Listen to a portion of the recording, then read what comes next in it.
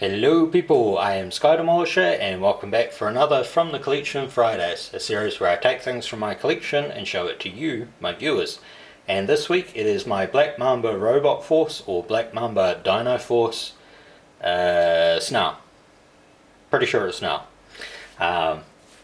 We'll just get the instruction book out of the way first this time around, so you can see what he looks like on the instructions things. He comes with the gun. Very easy instructions to follow and what he should look like at the end. So as I've said in previous videos, if you watch them, they basically come with a sword or a gun, which is oversized compared to the original. So you can see oversized and original there. Probably not shows it. Whoops. Doesn't show it very well, but it does show it. Now, you will notice that this one actually has a completely different gun though, and that is because that is one of those Star Wars Mission Fleet cannons. Whoops, probably bring that a bit further up. So that particular one, I think from memory, is the one that came with the Mandalorian, Din Djarin, with the speeder bike. So originally this could be mounted on the front of that speeder bike, but of course I don't have the guns on there. So because this guy doesn't have the upright foot thing that gets in the way with virtually every other one, he gets off with having this cool gun. And this gun can actually sit in between his, I guess they're spines. The spines in the dyno mode. Now luckily this is also one that I actually have the Power of the Primes version of. So you can see the original and him.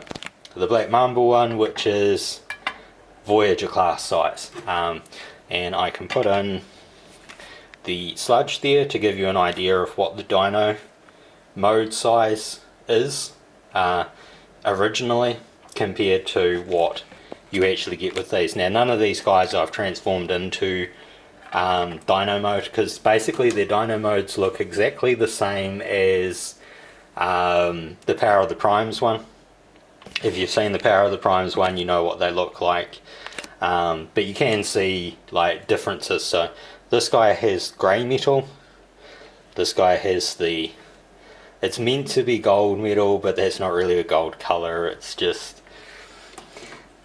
like a copperish tone. Now I got the Black Mamba ones because I used them as my Fall of Cybertron Dinobots, so you can see what he looks like with Grimlock there, and with the leader class Shockwave.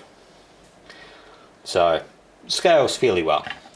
Obviously the Shockwave from Fall of Cybertron is a deluxe, so the height difference there is changed, but I don't actually have the Fall of Cybertron Shockwave, or at least I don't at the moment.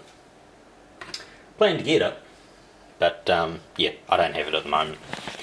So we'll get in there. He has a nice face. You can see him with his gun there.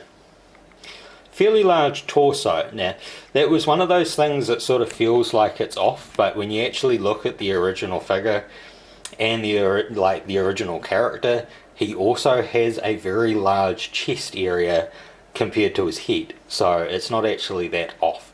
Now this guy is the only one that came out of the box that I had to do something to, and that was because one of these spines, these fins, was misaligned when they assembled it, so it had bent the wrong way. Now all I did to fix that was put it in some hot water for, you know, maybe 20 seconds or so, and then flatten it out to what I wanted it to be and hold it there until it got cool, and then I just slid it back on and it's been perfectly fine ever since. So you can sort of see where that gap thing is there between those spines in the back. That's generally where you can attach that gun within, you know, within those spines. So because of how tight they are, it just sort of slides in there.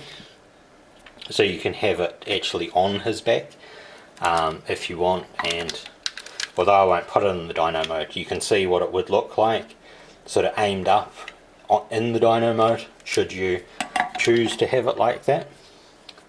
Now pull that back in. Articulation wise, he's got the spinning head.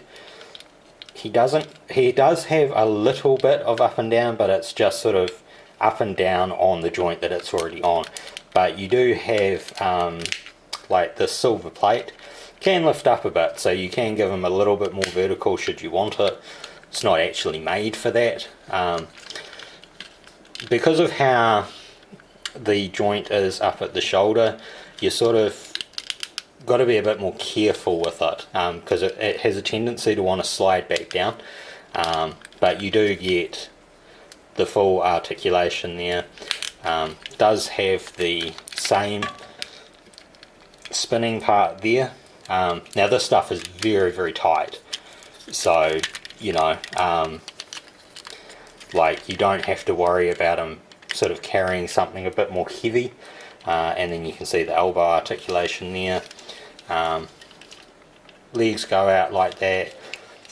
Legs can go to the front. There is knee. Now the back panel of the leg will tend to want to sort of move out, but it's not too bad. Again, die cast legs, so that's got that Jobby the Hong cold touch technique. If I do it that way, there you go, you can see the bend in the knee. There is actually like quite a forward bend as well if you desperately need it, but it's not made for that. All around quite a nice figure. Now you might need to heat up some of the other spines to realign them, sort of thing, but that's about the only thing you really need to do with this guy. Otherwise he's a very nice figure. I quite enjoy him. You'll probably need reproduction stickers if you want to put like an Autobot insignia on them or something like that, but I like them the way that they are. So I hope you've enjoyed this, and until next time, take care of yourselves. Bye.